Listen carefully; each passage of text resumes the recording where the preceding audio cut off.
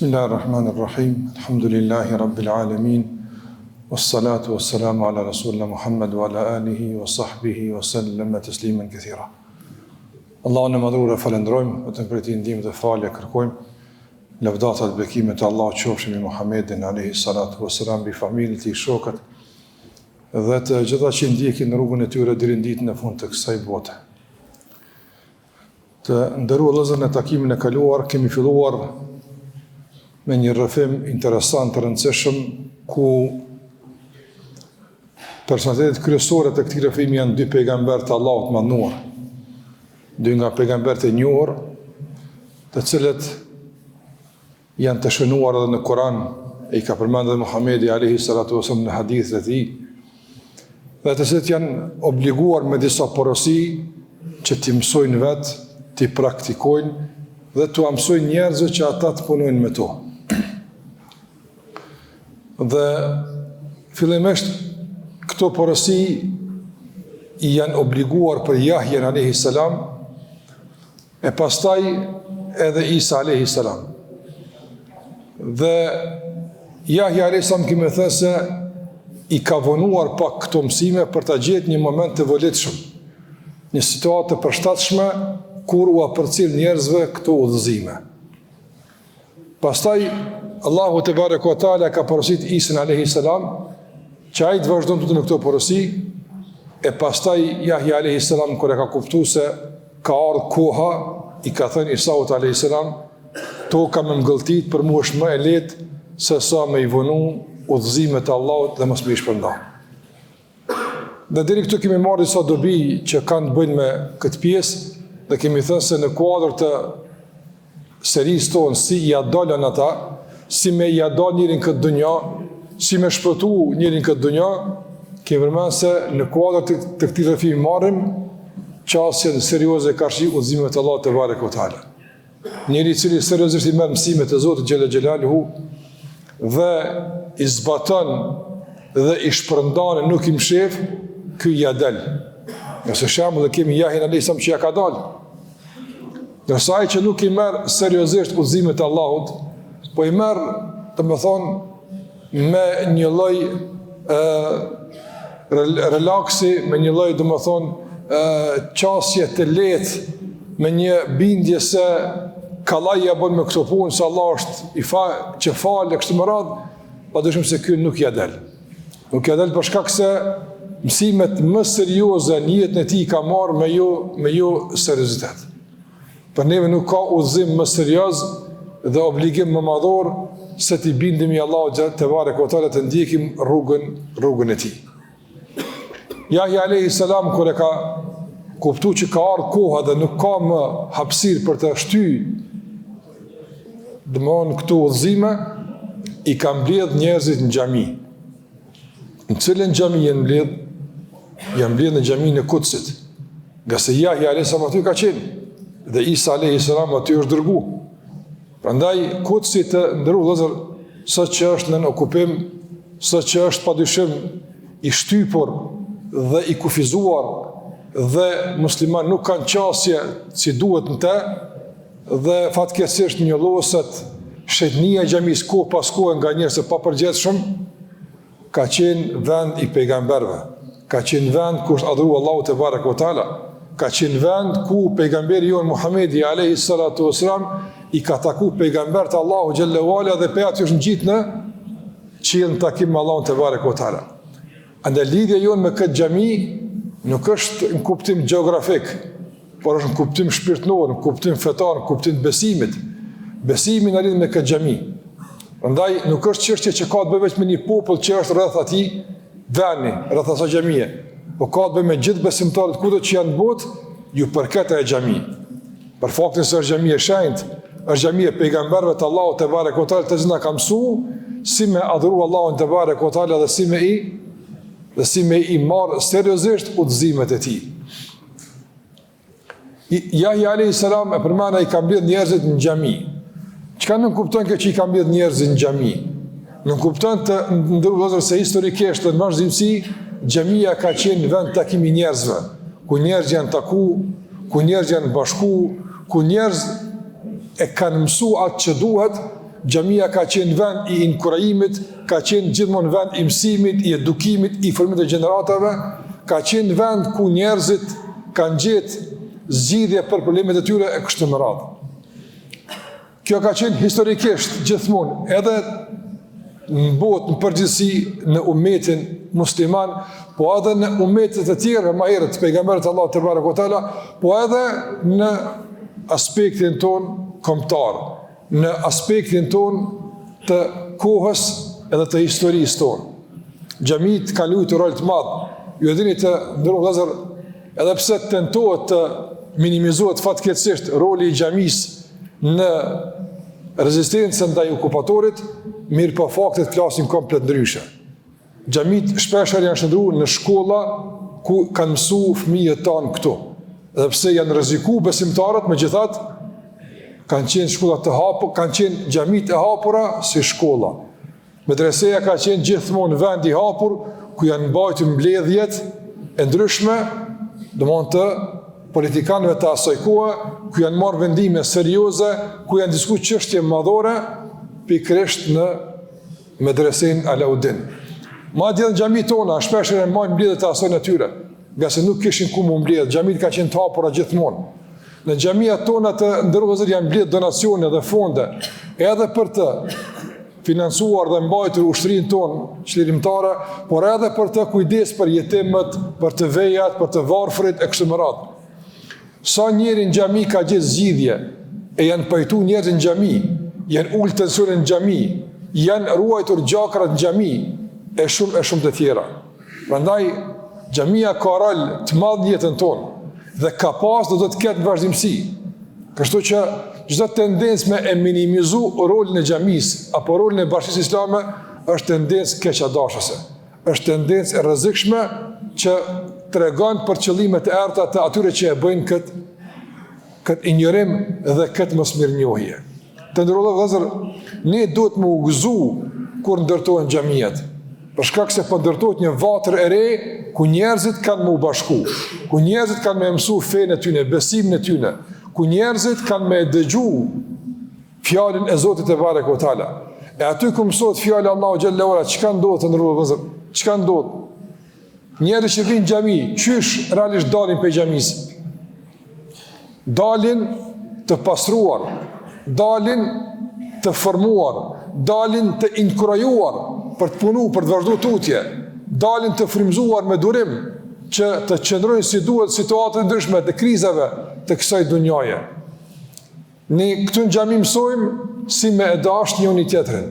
Ne këtu në xhami mësojmë si me ndihmu dhe përkrah njëri tjetrin, apo ne këtu në xhami mësojmë çish me mbrojt vendin ton, çish me zhvillu vendin ton, me rujt atë dhëun ton. Mësojmë këtu në xhami, po që këtu mësojmë gjithmonë në xhami. Andaj ati që i pengojnë xhamiat i pengojnë këto mësime. Nga se xhamia realisht si mur s'ka çka me i pengu dikujt, mur është këtë tek e fundit, apo është objekt. Por atyre u pengon diçka për te kësaj, që xhamia të jenë bazë e ndërtimit të shoqërisë tonë, të jenë bazë e edukimit dhe formimit të brezave të ardhshëm. Prandaj ne si besimtar duhet të ruajmë xhamiat tona, të mbrojmë xhamiat tona dhe të ndërtojmë xhami, nga se realisht sado që na duket se ka xhami, prap e shumë se janë të pamjaftueshme. Shikoni kjo xhami kur është ndërtuar të ndërvëllëzër. Në raport me xhamin e vjetër është gati sa 2 fishë asaj. Apo xhamia e vjetër kur ka qenë këtu, kjo xhami është gati sa 2 fishë asaj xhamie. Madje ndoshta edhe me shtesat e saj anekset poshtë në lart mund të tejkalon 2 fishën e xhamisë së kaluar. Dhe kur ndërtu kjo xhami, kemi pas shpresë e tash xhamatlit kanë pas një vend me të vërtet ku ju mjafton. Apo është se nuk po na mjafton. Njerëzit në këtë ftaf falen jashtë. Edhe në këtë acar falen jashtë njerëzit, që i bie se nuk po i përmbush kërkesat e besimtarëve të këtij vendi. Madje nëse shikojmë me standardet e perëndimit se në sa kokë banori duhet ta kenë një tempull që ata realisht e frekuentojnë për shkak të besimit tyre, do të shohim se në Kosovë ka minimalisht xhamia. Jo shumë, as në përputhje me kërkesat e as në përputhje me standardet, domethënë e botës perëndimore që ne aspirojmë të bashkohemi asaj bote, të bashkangjitemi në rrugtimin tonë të integrimit të vërtetshëm. Prandaj të ndërvëllazër, zërat që flasin kundër xhamisë, janë zërat që flasin realisht kundër të ardhmës tonë, kundër të kaluarës tonë, kundër rezistencës tonë, kundër mësimit tonë e kështu me radhë. Edhe nuk bën me radhë prej e fushatëve të tilla dashakeqe të ndërvëllazër. Ne duhet me i dash xhamia, duhet me i pastru xhamiat, duhet me ruaj xhamin dhe duhet këtu marrë me mësu, me këndësi një shkollë ku këtu edukohemi, formohemi dhe marrim mësimet e duhura për gjitha aspektet e jetës tonë. Prandaj Jahja alayhis salam pikërisht njerëz ku i mblodhi, i pruni në xhami, nga se këtu ishte vend takimi njerëzve, vendi më i mirë që këtu njerëz takohen. Dhe tashmë xhamit ka filluar që këtë rol ta luajnë jo vetëm në vendin tonë, sikurse ka qenë zakonisht, po ta luajnë këtë rol edhe në diasporë. E shohim se tash diaspora kryesisht blidhet në xhami, aty takohen. Shumë xhamia në diasporë të ndërvëzër janë shënuar në shkolla, ku mësohet alfabeti shqip, mësojnë gjuhën shqipe ku në shkolla, dua të them në xhami. Xhamia ka një aneks saktuar ku është përkushtuar që fëmijët e vëllezërve tonë në diasporë të vinë ta mësojnë gjuhën e tyre shqipe, ta mësojnë alfabetin, ta mësojnë shkrim leximin. Është vend ku takohen, është vend ku mblidhen donacione dhe fonde për të ndihmuar dhe kontribuar për projekte të shumta për vendin tonë e kështu me radhë. Prandaj edhe këtu, edhe në diasporë, dhe kudo që besimtar kanë qenë të lidhur me xhami, xhamia ka pasur një rol unifikues. Xhamia ka pasur një rol edhe të identitetit tonë kush jemi ne, edhe inkurajimit, edhe frymëzimit, edhe shumë të mirave të tjera. Prandaj xhamia duhet të funksionojë kështu, ta ketë këtë rol. Që këtu realisht të vim të mbushemi me udhëzime, me mësime, që këtu të vim edhe të lidhemi me njëri tjetrin, këtu të vim edhe të bashkëpunojmë për punë të mira, të mësojmë kush është Zoti jon, kush është pejgamberi, çka na ka mësuar pejgamberi alayhis salatu wasallam. Nga se udhëzime që na ka Muhamedi alayhis salatu wasallam janë realisht udhëzime që i duhen jo vetëm neve si shqiptar, po i duhen botës në përgjithësi. Nuk ka popull në botë i cili mund të pavarësohet e tot nuk më duhen mësimet e pejgamberit alayhis salatu wasallam. Zatin kur i kanë refuzuar këto mësime, njerëzit kanë filluar me degradu, kanë filluar me rrshit në kriza të ndryshme që sot e kësaj dite përkundër zhvillimit të madh, njerëzit janë në merime të shumta që jemi dëshmitar të kësaj. Jahja alayhis salam i bashkoi njerëz në xhami dhe ishte mbushur xhamia. Pejgamberi më tha ishte mbushur xhamia me njerëz. Dhe kështu duhet jetë, xhamia duhet mbushen, nga se këto xhamia e ndërtu që të mbushen, që në to Allahu të përmenet, dhe në to Allahu të madhruat, dhe aty njerëz të mësojnë udhëzimin e duhur. E kur mbledhën njerëzit, Jahja alayhis salam doli para njerëzve e u tha këto fjalë. Inna Allahe amarani bi khamsi kalimat. Allah më ka urdhruar mua me 5 fjalë, që unë t'i mësoj, t'u mësoj juve, që unë t'i mësoj ato fjallë, të punoj me to, dhe t'u mësoj juve që edhe të punoni me to. Prandaj, ne i adalim kur i respektojmë xhamit, ne i adalim kur i mbushim xhamit, ne i adalim kur i mbrojmë xhamit. Kështu është realisht mësimi nga ky udhëzim në raport me pyetjen tonë, si i adalin ata dhe si duhet t'i adalim ne. Ne i adalim kur mësojmë. Shikoj çka tha Jahja alayhis salam. Allah më ka obliguar që t'i mësoj dhe të punoj. Do nuk ka mundësi që besimtari të punon pa dije, të jetë ignorant, të jetë pa informata të mjaftueshme, por edhe nëse ka të mjaftueshme, duhet t'i ketë informata sakta, të verifikuara, që të legjitimohet veprimi përmes dijes që e ka marrë. Dhe kështu na mëson Islami të ndërvëzër, që ta ndërtojmë veprën tonë mbi dije. Allahu xhallahu ala në Kur'an ka thënë: "Wa'lam fa'lam annahu la ilaha illa Allah." Dije se nuk ka Zot që meriton të adhurohet posa Allahut të mënduar. Andaj para fjalës la ilaha illa Allah ka ardhur dija, duhet me ditë. Para se mu fal, duhet më mësuar që duhet më fal. Para se me hi në agjerim në Ramazan, duhet me mësuar rregullat elementare që kanë të bëjnë me agjerimin. Para se me shku në haxh, duhet me mësuar rregullat elementare që kanë të bëjnë me haxhin. Jo me shku në haxh e mos me ditë obligimet elementare. Nga se duhet me i paraprit dija veprës. Dhe çdo veprim që besimtari bën jetë në kësaj bote, veçanërisht atë që e bën me niyet më afro tek Allahu i Madhuar, e bën një vepër për shpërblim, e bëni vetë për sevap. Ajo vepër duhet të jetë ndërtuar mbi dije. E çka dija? Mbi udhëzimin e shëndor që ka me të Muhamedi sallallahu alaihi wasallam. Do nuk punojmë pa dije, pa as nuk punojmë me thashëthëme, as mbi bazën e bestytnive, as mbi bazën e zakoneve të caktuara, kanë thonë i kom thonë, jo kështu. Po ne veprimi bazën ka thonë Allahu edhe ka thonë Muhamedi alayhi salatu wasallam. Çështu t'ja dalim, kur veprat tona realisht janë të ndërtuara mbi dije, edhe kur dija jonë prodhon vepra e jo diskutime, debate edhe llafazni të pakuptimit. Këto janë dy aspekte që besimtari me to kompletohet. Dija dhe vepra. Nuk është besimtari vetëm i dijshëm, ndërsa praktikën e lën anash, nga se i tillë është hipokriti, munafiku, i cili din vetë sa për të që din, jo për të praktikuar dhe jo për të zbatuar. Nuk është muslimani kështu.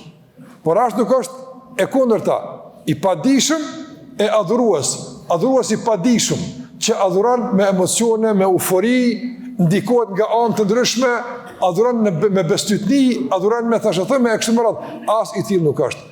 Besimtari është i formuar, besimtari është i tillë që çdo vepër që e bën me dije. Ka thonë Allahu, ka thonë pejgamberi alayhi salatu wasallam.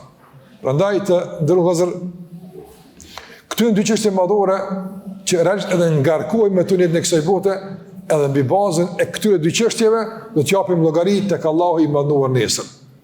Do të japim llogari tek Allahu i mënduar. Çfarë janë këto dy çështje?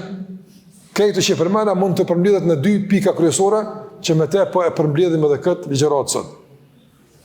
E para është çka keni mësuar nga ajo që Allahu ka dërguar.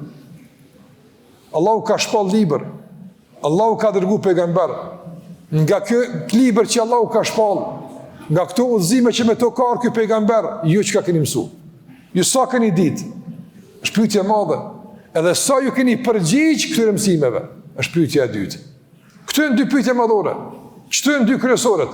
Nëse arrin besimtari jetën e tij me organizu si përgjigjen këto dy pyetje, ja dal. Që kjo është me ja dal. Ja dal me dije dhe vepër. Por jo vetëm me dije, e as vetëm me vepër. Vepra është e mirë kur është e ndërtuar mbi dije. Dhe dija është e shëndosh atëherë kur të shpije në vepra. E jo që njeriu t'i mëson tjerët e vetë jetë mrapa. Ne jemi njerëz, mund gabojmë, kemi lëshime, Allah na falt, po njëri në esencë duhet përpjeket që gjithmonë të mban të barabart, të sinkronizuar dijen e tij me veprën. E aty ku ka nga njëre shmangje, ka ndoshta ngecje, kërkon falje nga Allah i mënduar, kërkon nga Allah ndihmën që Allah t'i ndihmon që atë që Allah e ka mësuar tashmë ta përkthen e ta shndërron në praktik. Kështu ja del. Prandaj kështu kërkoj Jahja nga xhamati i tij, nga populli i tij, që ata të mësojnë mësime nga Allahu, të mësojnë dhe të mësojnë për të praktikuar, e jo për të refuzuar, jo për të diskutuar, për të kontestuar. Nga se kështu ja dalin. Dhe pasi që këtë u bëri të qartë, Jahja alayhis vazhdoi në 5 udhëzime që do t'i mësojmë inshallah në takimin e ardhshëm. A thu vallë çka i ka mësuar Jahja alayhis popullin e tij dhe pse pejgamberi alayhis salam pikërisht këto udhëzime që kanë qenë ndoshta me shekuj përpara, ne i ka përcjell edhe neve dhe kanë mbetur të mësime edhe për kohën tonë deri në ditën e gjykimit. Allahu na bëf pasues të denjtë të pejgamberëve, e në veçantë ditën e Muhamedit alayhis salam.